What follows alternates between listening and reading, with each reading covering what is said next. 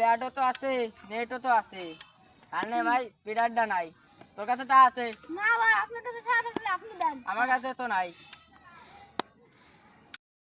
নাই। হ্যাঁ ব্রো, তোমরা র্যাকেট খেলতেছো কেন? হ্যাঁ র্যাকেট খেলছি। না ঠিক আছে, র্যাকেট খেলা স্বাস্থ্যের পক্ষে অনেক ভালো। ডক্টর বলেছে যত বেশি র্যাকেট খেলবা তত শরীরের ব্যায়াম হবে। র্যাকেট খেললে হাত পা তচ্চা থাকে, সবসময় র্যাকেট খেললে ভালো থাকে।